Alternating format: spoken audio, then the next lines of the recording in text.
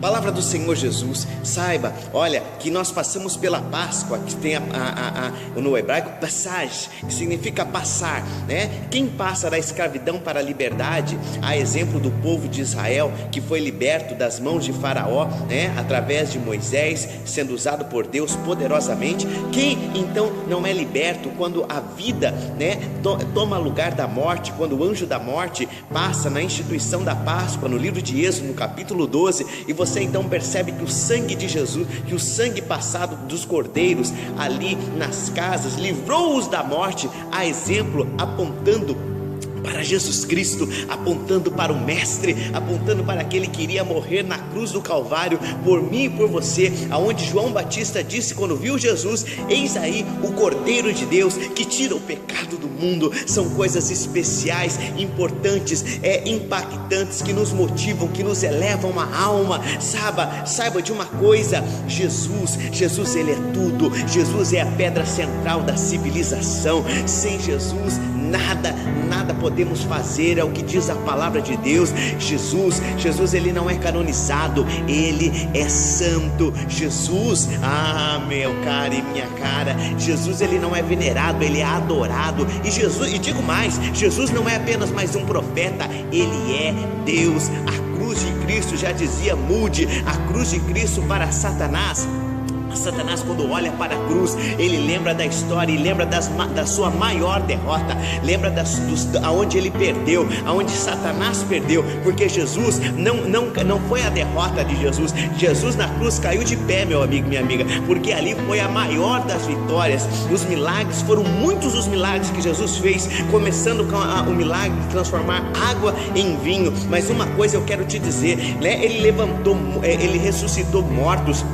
a exemplo de Lázaro, curou pessoas das mais diversas doenças. Mas eu acredito que o grande momento foi quando ele morreu naquela cruz do Calvário, quando naquela cruz ele então pagou, naquele lugar, exatamente naquela cruz. Não é como alguns dizem, não foi na cruz, foi exatamente na cruz, aonde o rei virou réu, aonde o inocente virou culpado, aonde o leão se tornou cordeiro.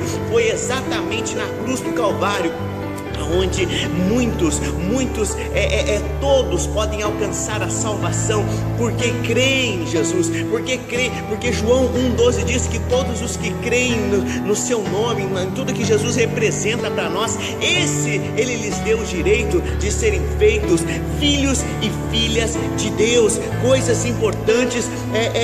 Por que Satanás não aguenta olhar para a cruz? Porque ele lembra de tudo isso, e hoje, nesse domingo, né, lembrando aí a ressurreição do nosso Senhor, tem um dilema muito importante que Lutero e outro grande teólogo, eles colocaram como um pensamento. Você sabe que quando o pecado entrou no mundo através de Adão e Eva, quando você lê ali no livro de João, no capítulo 19, do 32 ao 34, você vai ver a importância, né, da morte de Jesus, e aqueles momentos, e o que isso traz para nós. Sabe aquela canção que diz assim: pois morreu a nossa morte, para vivermos sua vida, nos trouxe grande salvação.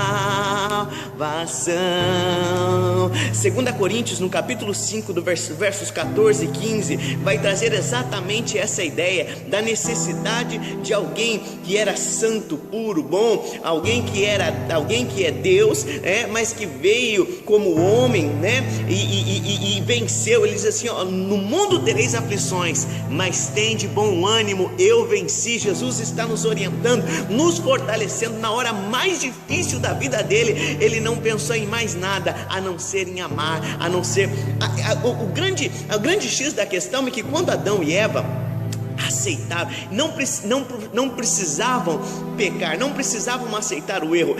Tudo eles tinham ali, tudo eles tinham, porém eles desobedeceram, comeram da árvore que não era para comer. O pecado entra do mundo. Satanás então passa a pensar: agora estou começando a vencer, eu perdi, mas agora estou começando a afetar Deus, porque a ideia de Satanás é sempre afetar Deus, é sempre tentar prejudicar Deus, mas ele é um derrotado, ele é um sem noção, não é verdade? É nesse domingo de alegria, de ressurreição, que eu coloco para você.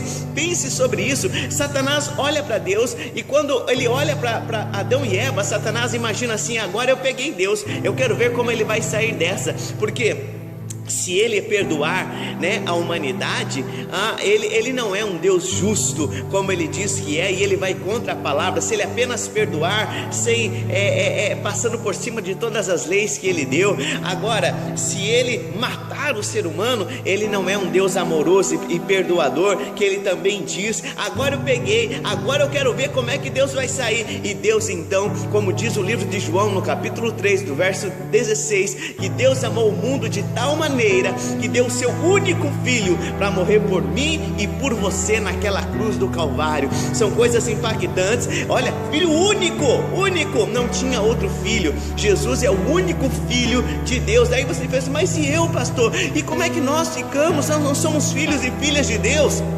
Aí está o mistério da cruz e o mistério da ressurreição. Você sabe que a palavra no livro de Colossenses, no capítulo 1, do verso 15, vai nos dizer que quando Jesus ressuscita, ele já não é mais o único filho, mas agora o primogênito do Pai. Primogênito já significa que é o primeiro de outros que estão por vir. Por isso nós somos filhos na fé de Abraão. A ideia de que todo aquele que aceita Jesus, todo aquele que aceita o sacrifício da cruz e a ressurreição ao terceiro dia, hoje, todos esses, Deus lhes deu o direito de serem feitos filhos e filhas de Deus. Isso é impactante, isso nos renova a cada manhã, nos fortalece a vida.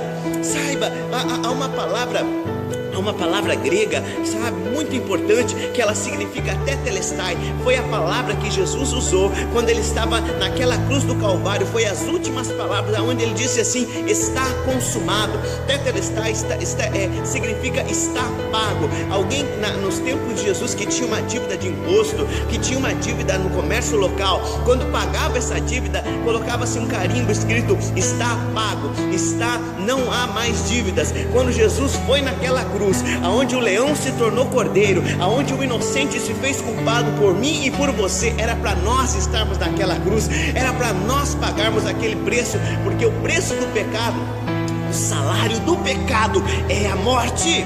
Porém, graças ao nosso Deus Todo-Poderoso, a esse Jesus que por mim e por você, sabe, se fez pecador, ele estava lá, ele assumiu, as nossas dores e os nossos pecados estavam sobre ele, e as nossas pisaduras dele, sabe, isso nos emociona, irmãos. Isso tem que tocar a tua vida. Se você é cristão, se você serve a Deus, esse é um dia que precisa emocionar a tua vida.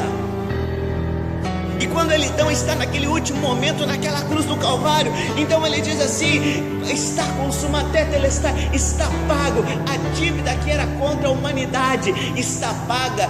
Deus, sabe, derrubou Satanás. Satanás pensou: agora eu quero ver. Quando ele pensou que não tinha mais solução para Deus, Deus envia o seu único filho para morrer por mim e por você. E naquela morte e na ressurreição de Jesus, ele não é mais o único, mas ele se torna o primeiro de muitos. Eu sou um, você é outro, e nessa corrente da família de Deus, nós seguimos firmes em Jesus para vencermos, porque aquele que é por nós, se Deus é por nós, quem será contra nós? Não há peste, não há mortandade, não há desgraça. Deus é contigo, meu amigo e minha amiga. Fique com esta palavra do Senhor Jesus para a sua vida.